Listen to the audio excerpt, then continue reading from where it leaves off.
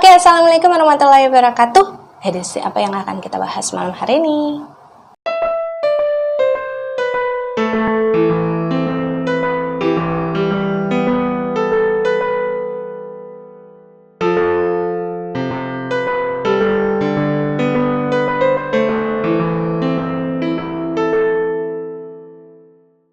Jadi malam ini kita masuk ke dalam edisi Dongeng Malam. Dan di Dongeng Malam ini biasanya saya akan menceritakan berbagai kisah mengenai sesosok entitas yang sudah mengizinkan saya untuk melihat dan membaca bagaimana masa lalu yang berasal dari residual memori mereka yang tertinggal.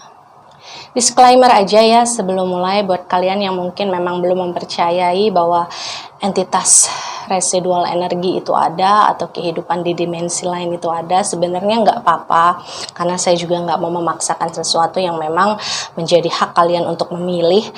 Yang penting kita sama-sama saling respect, kita sama-sama saling menghargai dan sama-sama menyebar energi positif ya.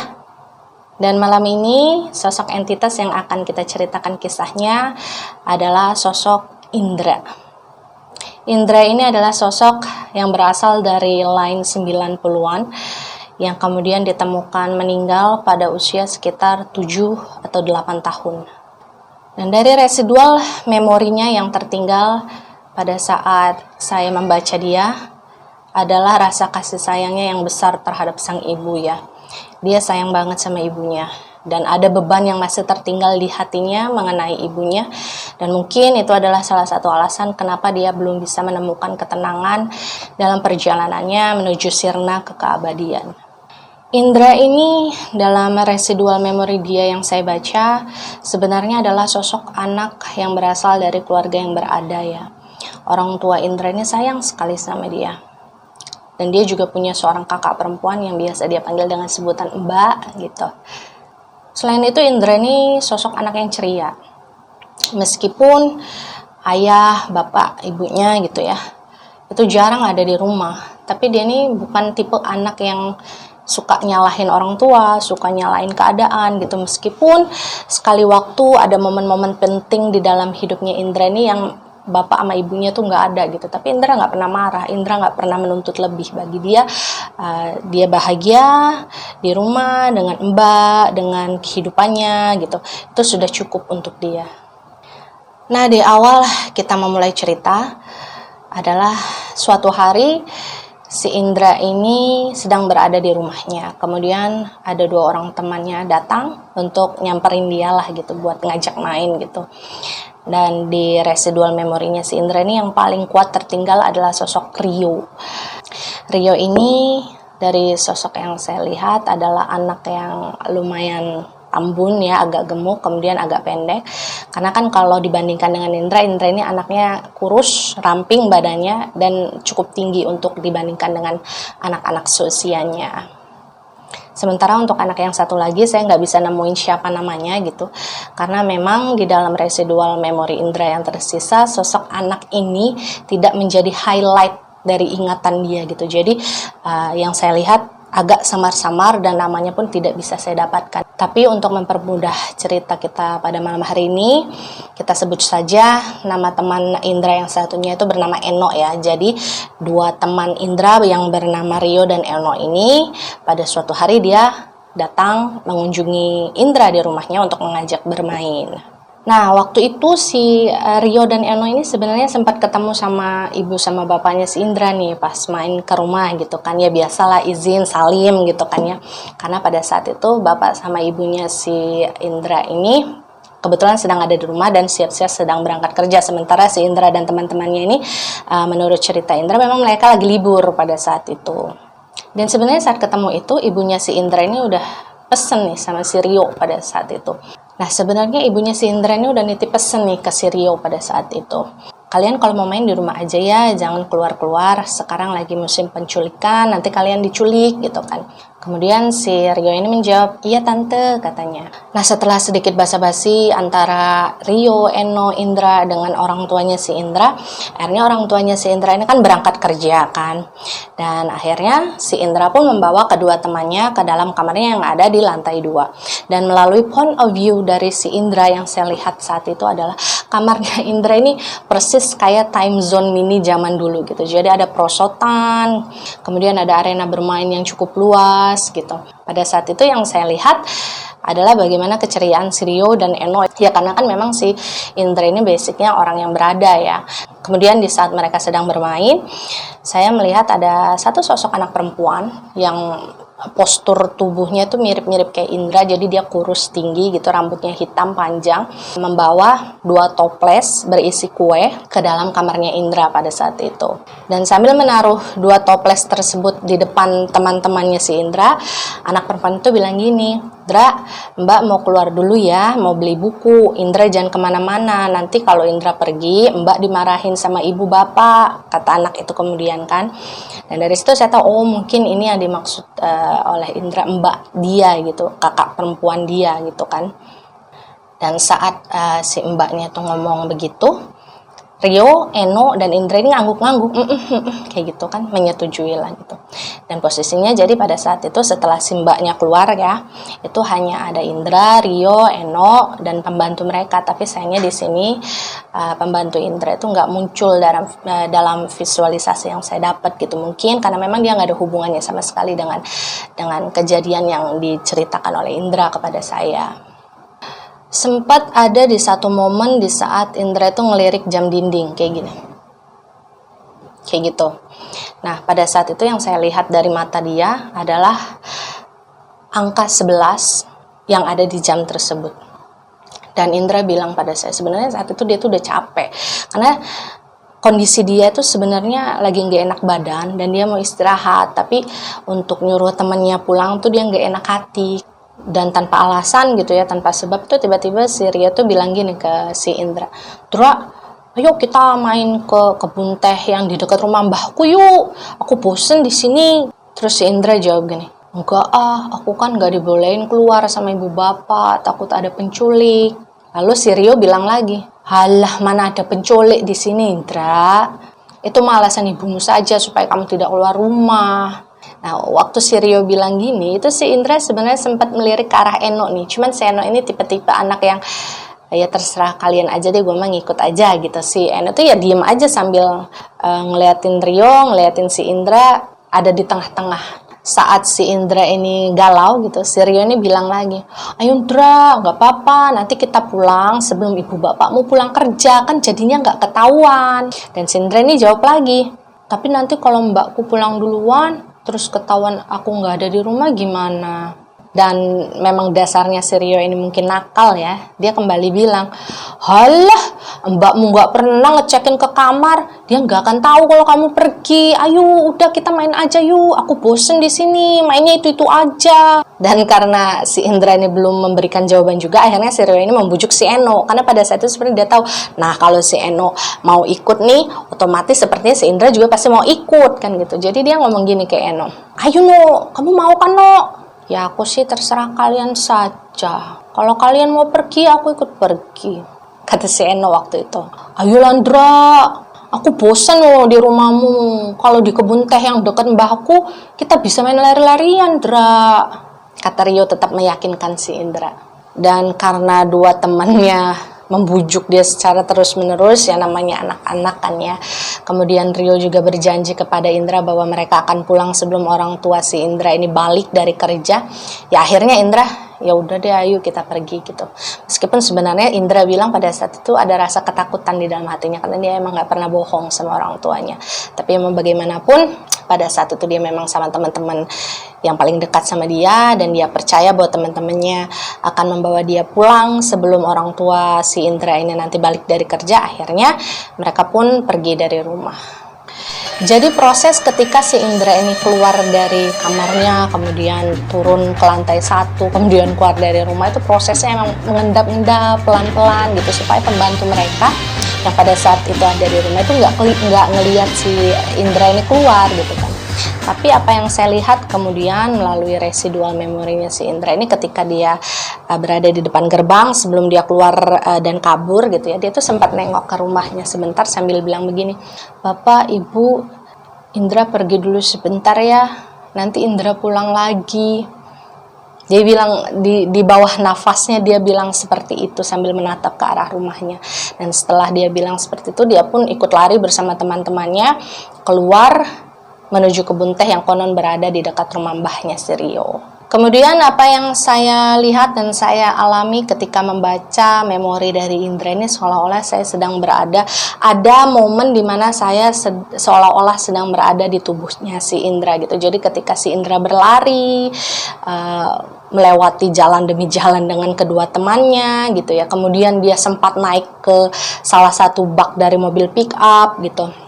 Saya bisa merasakan dengan jelas, bahkan ketika si Indra tertawa riang, menikmati pemandangan di kanan dan kiri gitu, karena Indra sendiri memang bilang selama ini dia jarang keluar dari rumah, meskipun memang karena dilarang oleh kedua orang tuanya ya.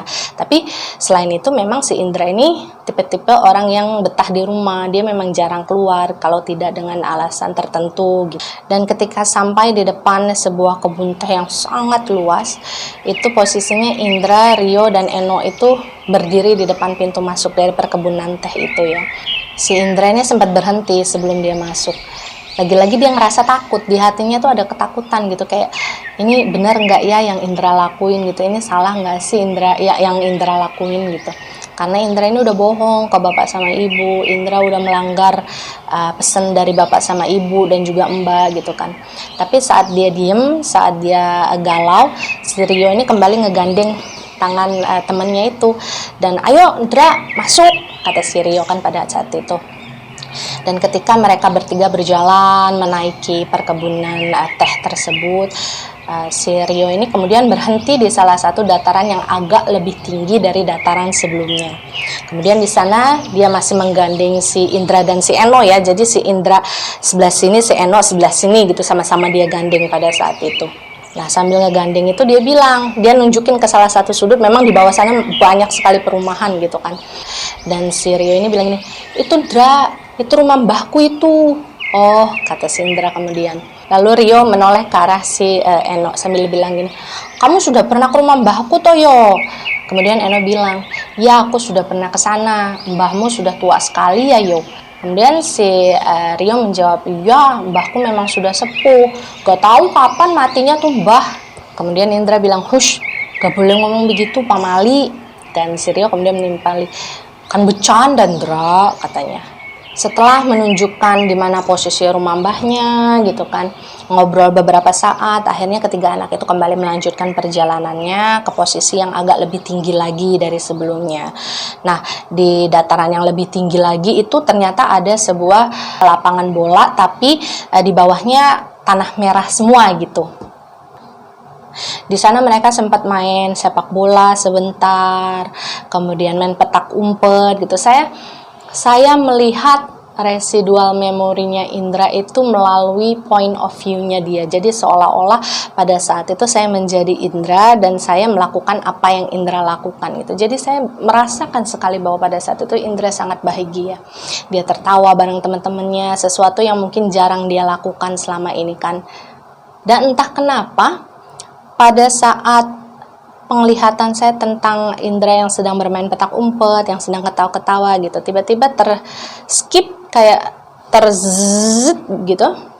Itu berganti ketika si Indra, Rio, dan Eno kemudian berlari dengan sangat terburu-buru. Jadi mereka lari ngebut sekali turun dari perkebunan itu. Seperti yang kita tahu kan, kontur perkebunan teh itu kan rata-rata memang agak naik gitu kan ya. Nah, mereka pada saat itu lari menuruni perkebunan teh tersebut. Dan karena terskip, saya juga penasaran karena nggak kelihatan proses yang terjadi di antara ketika dia sedang bermain petak umpet kemudian dia berlari. Akhirnya saya nanya langsung ke Indra yang pada saat itu memang ada di sebelah saya. "Kenapa kamu kok waktu lagi main petak umpet lari?" tanya saya waktu itu. Terus si Indra ini jawab, ada yang ngejar kami. Waktu itu si Rio bilang kepada saya dan Eno, ayo kita lari aja yuk. Soalnya tadi saya lihat ada orang di sana yang lagi ngintipin kita di balik pohon, kata si Rio waktu itu. Jadilah ketika si Rio bilang seperti itu, si Eno dan si Indra ini kan takut. Larilah mereka, buru-buru turun dari perkebunan.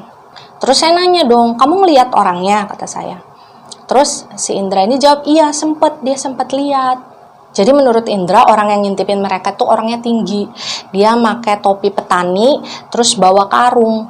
Nah pada saat itu si Rio itu bilang begini ke mereka berdua, ayo kita lari, kita kabur. Takutnya itu orang nanti nangkep kita dan dimasukkan ke dalam karung terus dijual, kata si Rio. Jadi kan nambah takut kan si Indra dan si Eno. Larilah akhirnya mereka menghindari orang tersebut.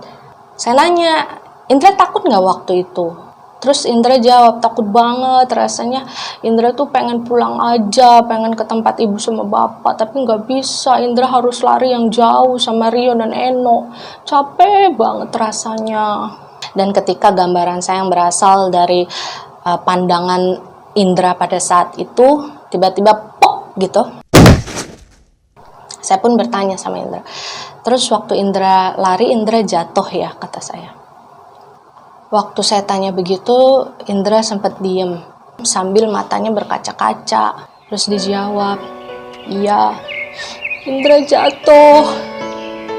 Waktu itu Indra jatuh, tapi Rio sama Eno gak ngeliat Indra jatuh. Indra udah manggil Rio sama Eno waktu Indra jatuh. Rio, Eno, tolongin Indra. Indra jatuh. Tapi waktu itu Rio sama Eno gak datang nolongin Indra. Kepala Indra sakit banget, ada darahnya. Jadi Indra tidur sebentar. Kemudian Indra bangun. Tiba-tiba Indra ngelihat badan Indra jadi ada 2. Dan menurut saya, maksud dari perkataan Indra bahwa dia melihat badannya menjadi 2 adalah dia tidak sadar kalau pada saat itu dia sudah meninggal ketika dia beristirahat dalam tidurnya. Sosok dia yang sudah menjadi entitas, kemudian melihat badannya tergeletak di tanah dalam posisi tertelungkup karena baru saja terjatuh. Jadi dari apa yang saya lihat di residual memorinya si Indra, saat itu si Indra, Rio, dan Eno ini memang sama-sama turun sambil berlari dari perkebunan teh itu.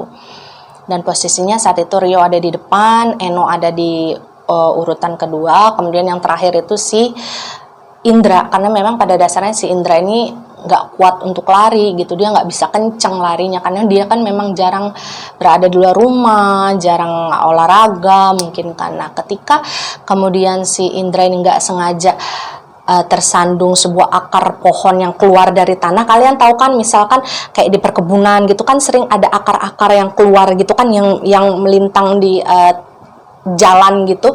Nah si Indra itu tersandung akar tersebut. Dan karena memang posisinya saat itu Indra larinya kenceng gitu dan tiba-tiba dia tersandung jatuh kan, nah otomatis saat dia terjatuh itu kan menyebabkan benturan yang sangat keras kan, sampai saya pada saat itu bisa mendengar suaranya bak, kepalanya menghantam tanah, dan tanah itu bukan tanah halus ya, itu tanah yang banyak batu-batunya gitu. Dan masih melalui point of view-nya si Indra, saya merasa berada di dalam diri Indra pada saat itu ketika jatuh kepalanya sakitnya luar biasa, kemudian dia berbalik seperti ini, kemudian menengadahkan kepalanya ke atas langit sambil ngelihat langit yang biru gitu. Tapi pada saat itu yang saya rasakan adalah di matanya itu seperti mengambang warna darah. Saya nggak tahu apakah itu pendarahan dari dalam atau ada luka sobek di luar yang kemudian darahnya mengalir masuk ke dalam mata, saya nggak tahu. Dan ketika itulah si Indra ini terdengar memanggil-manggil nama si Rio sama si Eno, tapi nggak lama karena setelahnya mungkin karena rasa sakit atau mungkin luka yang parah, si Indra ini memejamkan kedua matanya. Dan ketika terbangun, Indra bukan lagi Indra yang sama. Kemudian proses Indra untuk mencari jalan pulang tidak hanya selesai sampai di situ. Ketika dia melihat tubuhnya tergeletak di atas tanah dan tidak lagi bergerak, dan Indra sadar kalau saat itu dia udah nggak bisa jadi satu lagi dengan badannya ya. Si Indra ini kemudian pergi dari perkebunan teh itu, dia berusaha untuk mencari jalan pulang. Tapi memang kalau kita menyandingkan logika manusia dengan logika entitas yang berasal dari dimensi astral, itu pasti sangat berbeda. Misal, kalau manusia kita tersesat, kita ingat jalan kita pulang, kita pasti bisa pulang.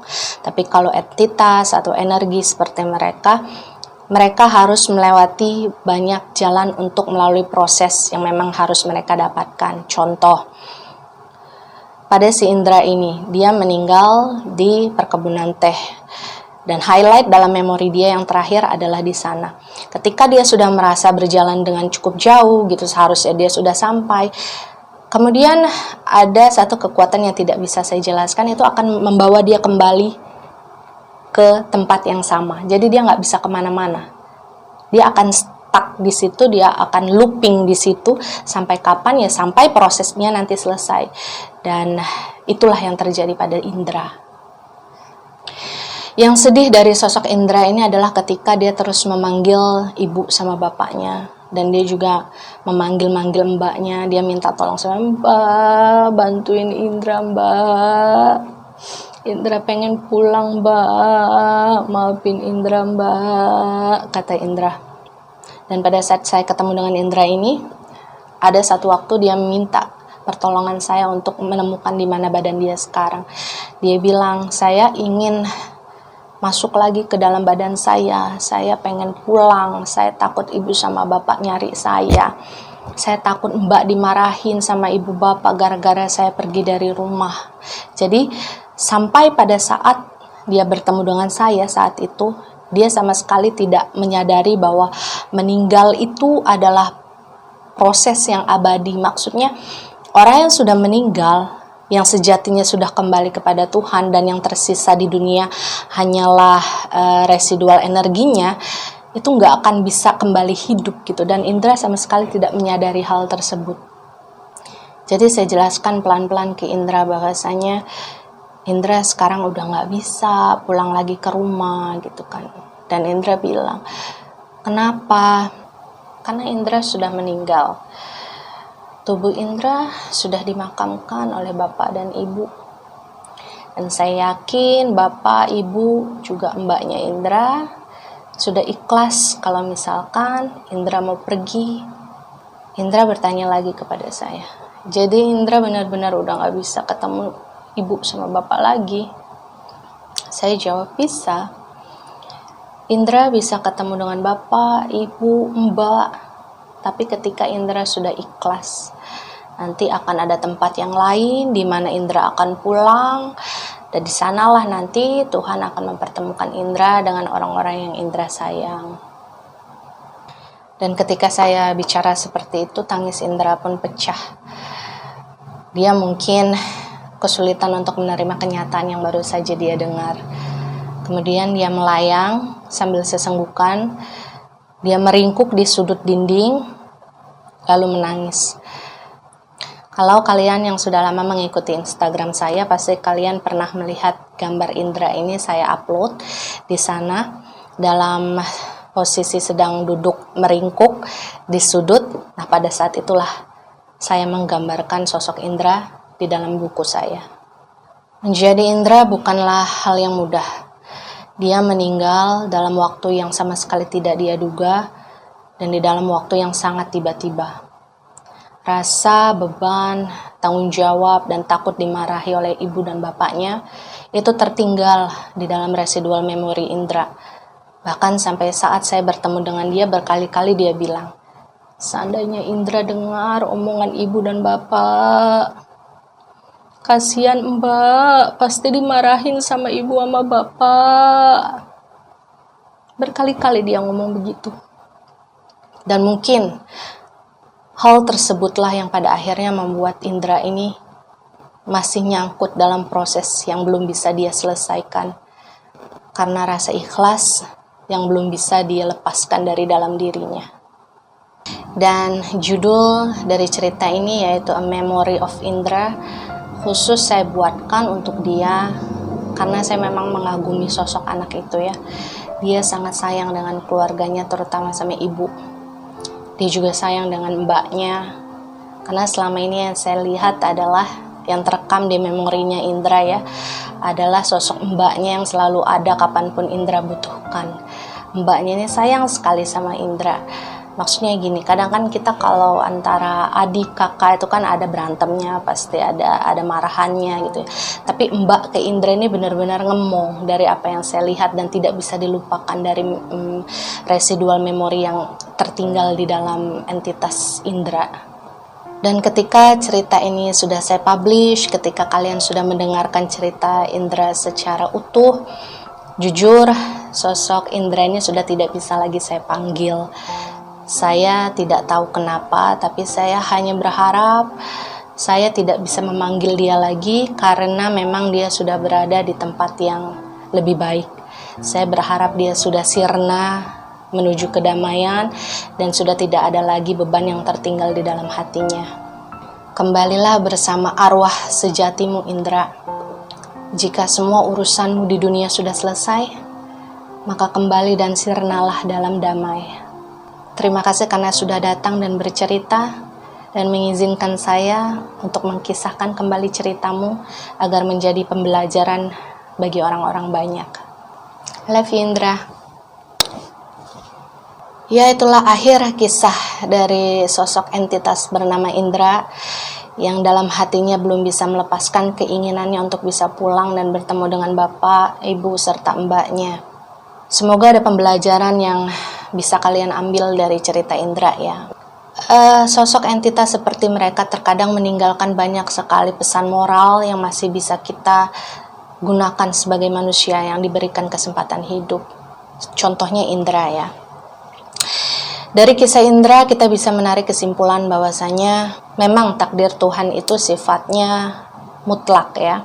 Tapi kita sebagai manusia bisa melakukan hal-hal terbaik yang bisa kita lakukan untuk mencegah sesuatu yang buruk terjadi pada diri kita. Dan apa yang terjadi pada Indra adalah akibat karena dia tidak mendengarkan nasihat dari orang tuanya. Orang tuanya udah bilang, Indra jangan pergi keluar rumah ya, main di rumah saja.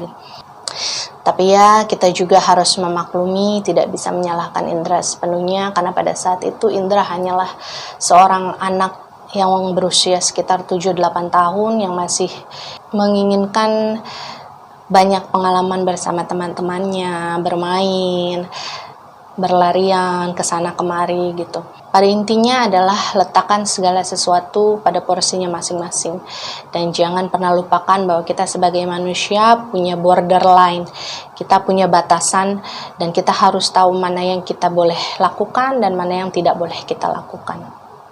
Saya hanya berharap bahwa cerita seperti Indra ini tidak akan ada lagi ya.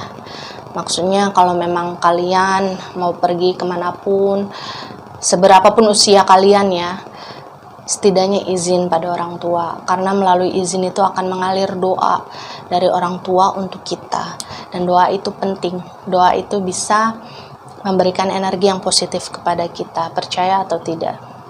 Nurut, jangan bandel, apalagi buat kalian yang masih berada dalam usia yang memang harus diawasi oleh orang tua. Oke?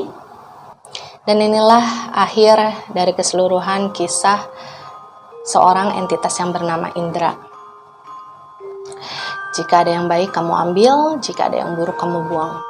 Percaya atau tidak, itu menjadi hak kamu sebagai penonton setia. Jika kamu percaya pada cerita yang saya bawakan, maka jadikanlah pembelajaran. Tapi jika kamu tidak percaya pada cerita yang saya bawakan, maka anggap cerita yang saya bawakan ini sebagai dongeng malam biasa. Sampai jumpa di video berikutnya. Dadah!